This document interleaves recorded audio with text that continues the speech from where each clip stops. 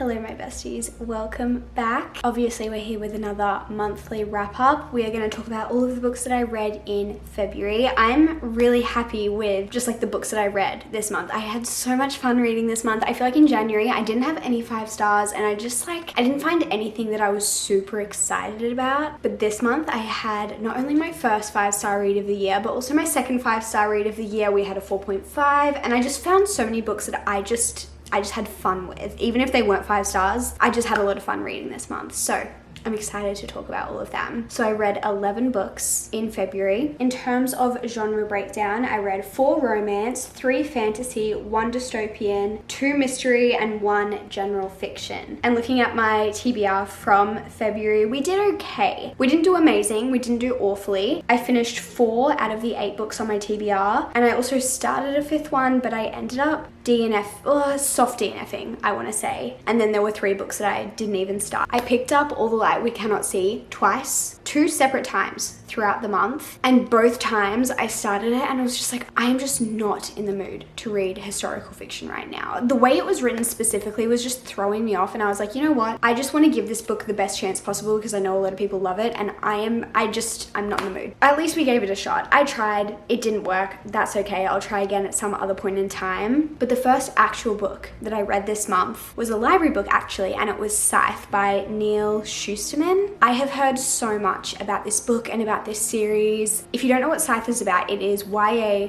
dystopian, and it's about this future world where the earth, or like people, have overcome death. Like there is kind of a solution for every illness and every sort of natural cause of death, old age, things like that. Obviously you can still get killed, but they've found ways to bring you back to life, all of these things. It's very interesting, like the whole concept of it. So they have scythes who are almost like a grim reaper, and these are just people that have been taught to basically kill people in order to keep the population under control and not to overpopulate the earth. I do think the book does a better job of explaining this whole situation and like why these scythes are needed and how they do what they do. They obviously have parameters that they need to follow, and it's a lot more complicated than what I'm explaining. I feel like I just don't have the time to explain it well. I was really intrigued by this whole concept. I thought it was really, really well thought out and just super unique from anything that I've read before, but I just personally didn't love it. I gave it 3 stars, so I enjoyed it. Like a 3-star book to me is like, wow, that was interesting and that was good. I enjoyed it, but I didn't feel very strongly about it. I definitely didn't dislike it, but I just didn't love it. So it's just kind of like, yeah, that was good, moving on. That's kind of how I felt about this book. I didn't feel very connected to either of our main characters. I also didn't feel very connected to the whole Scythe situation, and I didn't love it.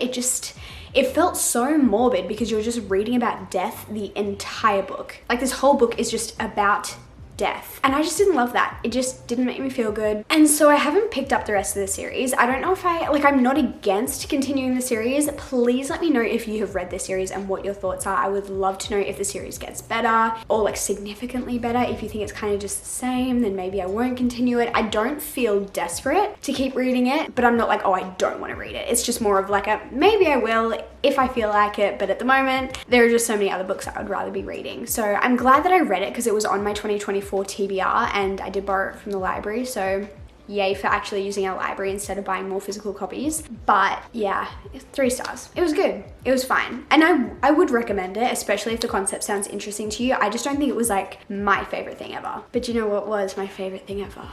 This book right here. We have my first 5-star of 2024. I have an entire reading vlog just on this book. If you want to see that, I'll try and remember to link it down below. This is the 3rd Magnolia Parks book, but it is the 5th book in this universe. So there is a book series called the Magnolia Parks universe. It is my favorite series in the world. My shirt is a Magnolia Parks reference. Like I'm obsessed, truly obsessed. So this was the conclusion of Magnolia and BJ's storyline, and I thought it was the absolute perfect conclusion. I feel like we got so much character development from our main characters. It was so hard to read. It was so painful. It was heartbreaking, but also heartwarming. It was just everything that I expected and more. I was sobbing throughout this whole video. If you watch the reading vlog, you can just see how much emotion this book pulls out of me. I just don't know how Jessa Hastings does it. She just writes the most beautiful, heartbreaking, heart-wrenching, heartwarming stories with very, very flawed characters. If you've not heard anything about this series, I would describe it as Gossip Girl in London. That's kind of what everyone says. There's not a lot of plot. There is some plot, but it's not very plot-centered. It's very much character-driven.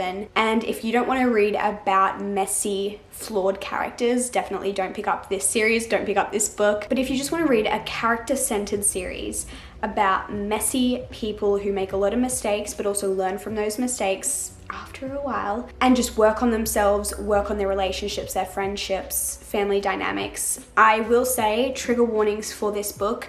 Two that stuck out to me were grief and disordered eating, so please be aware of that. I'm sure there's probably more trigger warnings, but I would say those were very prominent in this book, so please be aware of that before going in. But yeah, this book was absolutely incredible. I absolutely adored it. I ate up every single word of this book. I wouldn't be surprised if this is my favorite book of the year. Every single time I pick up a new Magnolia Parks book, I'm like, this is my favorite one yet. Like, I thought The Long Way Home was my favorite, but then I picked up The Great Undoing and I thought that was my favorite, and now I've read this and I'm like, is this my favorite? Like, I don't know. I think it's either between this and The Great Undoing for me, because I do just love the Daisy Hates books as well. So I don't know, but I can't believe, like, I don't think Jessa has even started writing the next book yet, and that actually hurts my soul. But I'm glad that there's just more books that are coming in this universe, even if they are not Magnolia Parks. Like, I'm so grateful that we have something to look forward to, because I don't know what I would do if I didn't. But I'm gonna stop talking about it because I have been talking about it for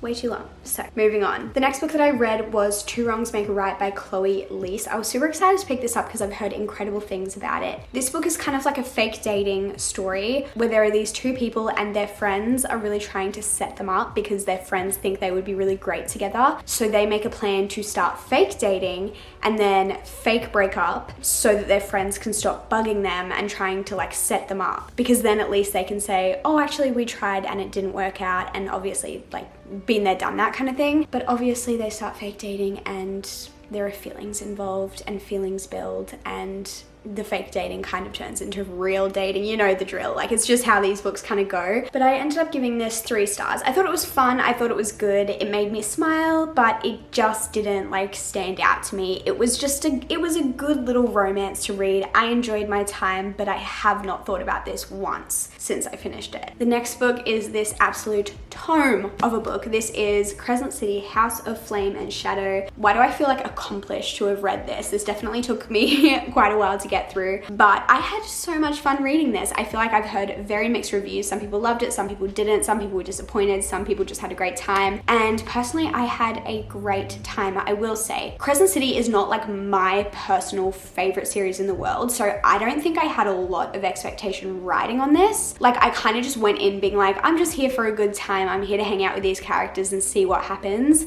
Obviously I was very excited about it, but not to the same extent as like if it was like my favorite series getting a new book. Like, I've rated the first 2 books very highly, I've reread them, I really enjoy them, but I'm not like ride or die Crescent City. It's not my personal favorite. So I didn't go into this with a lot of expectations, and I also don't think I often go into books very like I don't go in to critique them.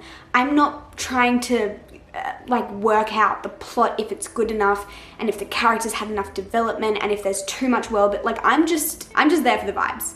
I'm just there to hang out, see if I have fun. That's why I read. And for me, reading this, I was just having so much fun. I will say, I am not paying attention to every sentence in this book like some other people are, and I think if you are really trying to grasp onto every piece of information that the author gives you in this book, 100% I can understand why you say there's too much world building, because you're trying to understand everything that she tells you as it comes. For me, I'm just reading it. If it sticks in my brain, it sticks, and if it doesn't, it doesn't. If I miss a piece of crucial information, I'll figure it out later. Like, I'm really just there for the vibes. I cannot stress this enough. So did I have a good time? Absolutely I did. The reason why this is not a 5-star read for me is because I wasn't obsessed. Like, I wasn't reading this book being like, oh my gosh, I'm literally living my best life. Like, I was just like, yeah, this is so much fun. I'm having a great time. Also, I am ready for a new main character. I don't love Bryce. I don't. I'm so sorry. I know a lot of people actually agree with me, so I'm not even that sorry because I know a lot of people also say the same thing. But like Bryce she isn't my favorite. I'm sorry. And also her POV, specifically in the first like maybe third of the book, I wish we had seen more of the things that were happening in that POV. I think obviously a lot of people had high expectations for that little part, and we got a decent amount of it, but I don't think it was what all of us were expecting. A lot of caves. Would have loved less caves, would have loved less Bryce being annoying. But apart from that, I have nothing negative to say. I love Ethan, I love Lydia, I love Rune. Hunt's there. I love Declan. Is it Farian? I find him very interesting. I'm very intrigued to see how his story, I feel like that's not the right name. What is his name? Does anyone know? Oh my gosh, also Baxian?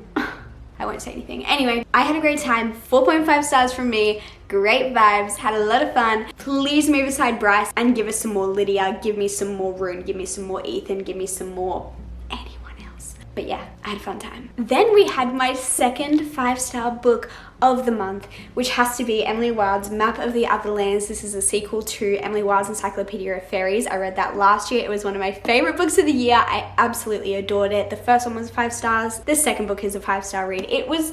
I love these books so much. Can you tell that I love these books? Like, I think they're just so much fun. These are cozy fantasies, so not super high stakes, light academia, if you will. Emily Wilde is a professor at a university, I forget which one. She studies all things magical, and she, in the first book, is writing an encyclopedia of fairies, travels to a part of the world that she hasn't been to before to study the fairies and the folk of that land, and obviously write the part of the encyclopedia that she needs to write. So she's doing all her research there.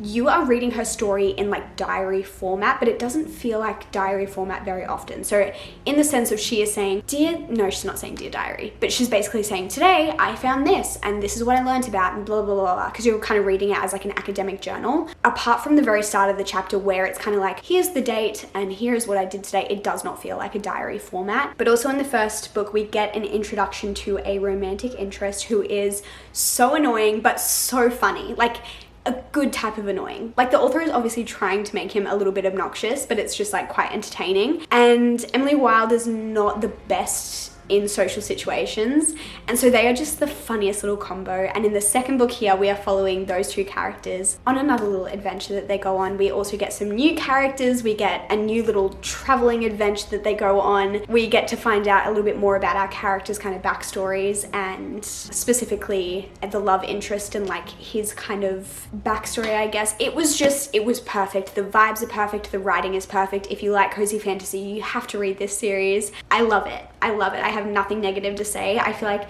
the cover emulates the vibes of this book perfectly. So if you want this type of vibe, please read these books. I will say they're not fast moving, they're not fast paced, they are slow. There's not a lot happening sometimes, but they are just a cozy little cup of tea and biscuit kind of time. And I cannot recommend these books enough. I already can't wait to do a reread. Like I need to do it right now. I might get the audiobooks so I can just have them on constant rotation in my ears because I want to read them again. Okay, and then I started a new series, which I am so excited about. This is Stalking Jack the Ripper, and I'm pretty sure the series is just called Stalking Jack the Ripper, but I also ended up reading the second book. I ended up getting it from the library and reading it as an ebook, and these books are so much fun. These are YA, and they are historical mysteries. So mysteries set in the 1800s, I think. Yes, late 1880s. So the first book, we are following our main character, who is a girl who wants to study like forensic science.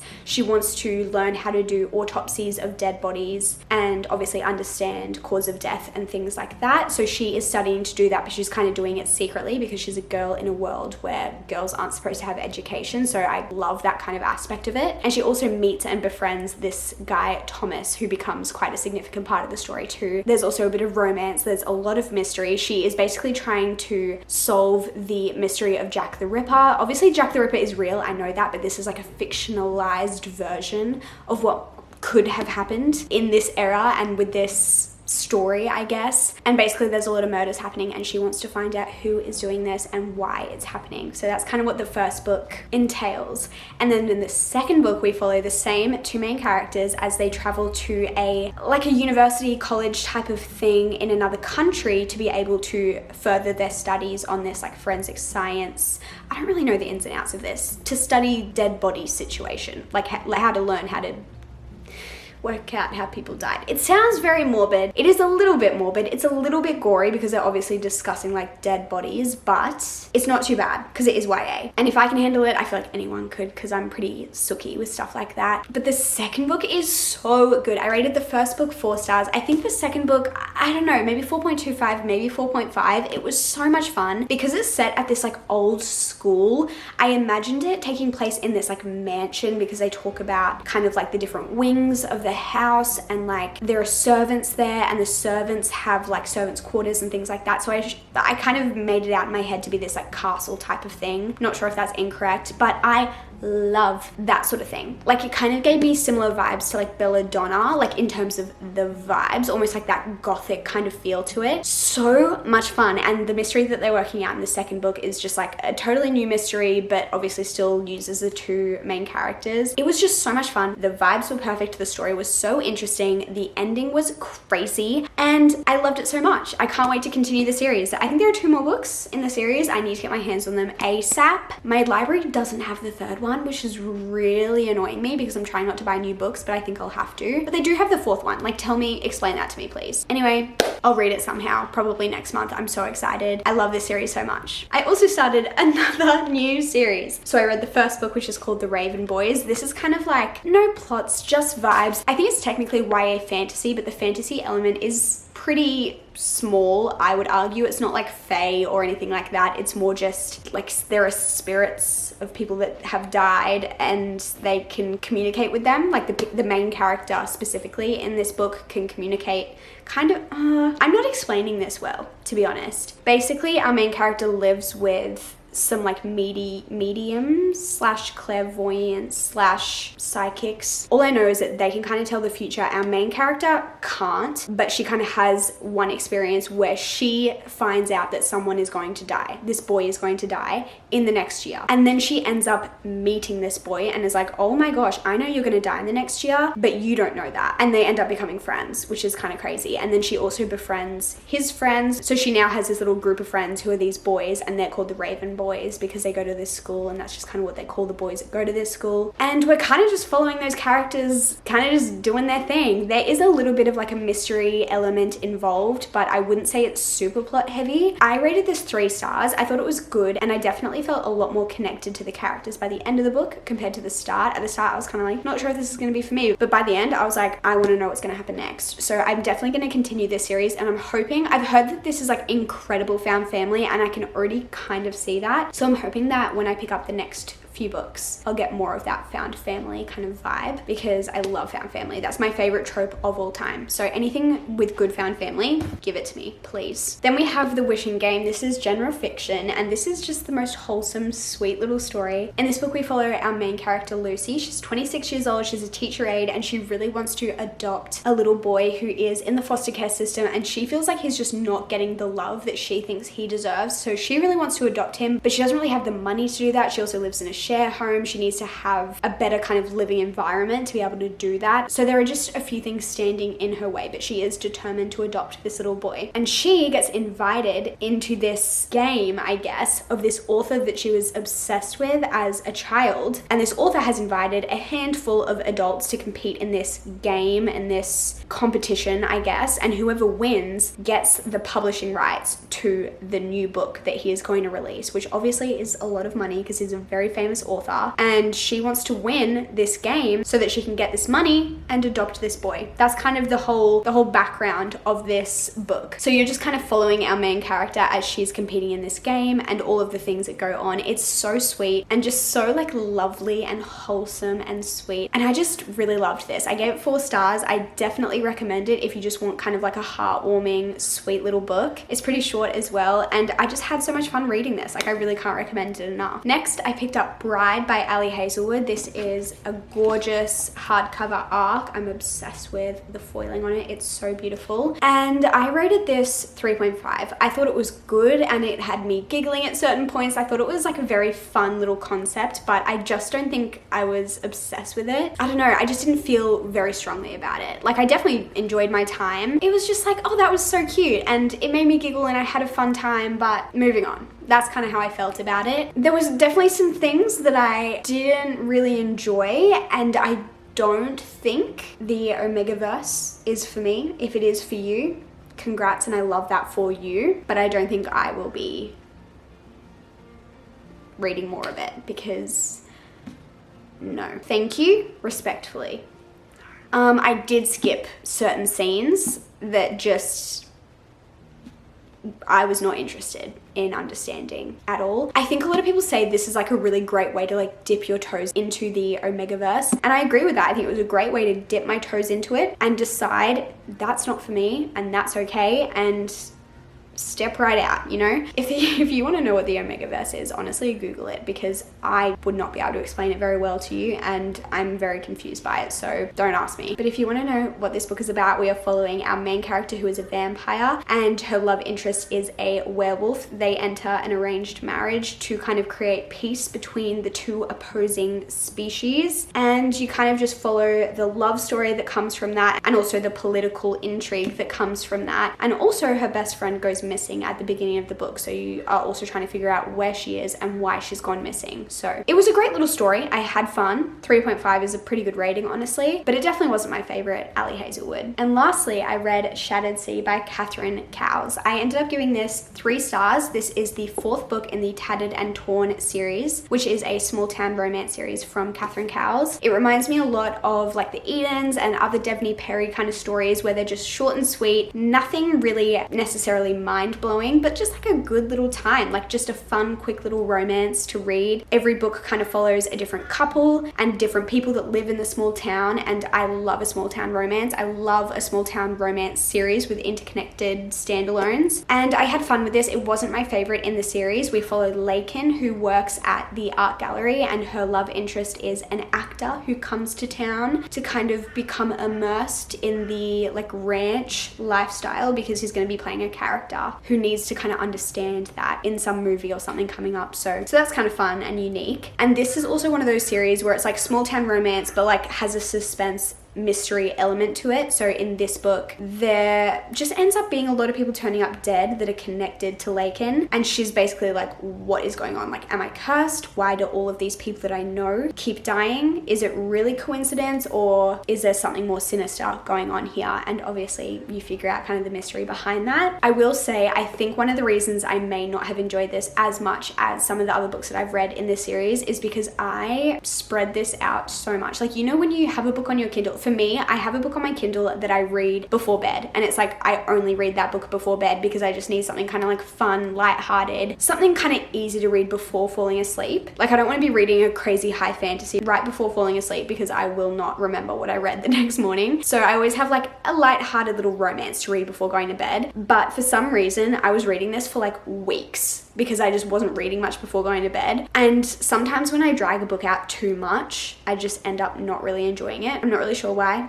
It's just how it is. And I think this book kind of fell victim to that little process that I have. And so I don't think it's really all the book's fault. Like it might just be my reading experience. But I had a good time, and I have one more book in this series and then it's over, which is so sad. They're all on Kindle Unlimited as well, if you want to read them. They're not like my favorite books in the world, but they're a good little palate cleanser. So would definitely recommend. But those are all of the books that I read in February. I hope you guys enjoyed hearing about them. I've also already uploaded my March TBR. I'll link that down below if you haven't seen it. But I'm excited to see what we pick up in March. Hopefully some more 5-star reads, because that is just the best feeling in the world, reading a 5-star book. And I would love to know what your favorite book that you read in February is. Maybe you can give me some recommendations that I can pick up in March. But I love you guys so much. I hope you have a great day or night whenever you're watching this, and I will see you in my next video very soon. Goodbye.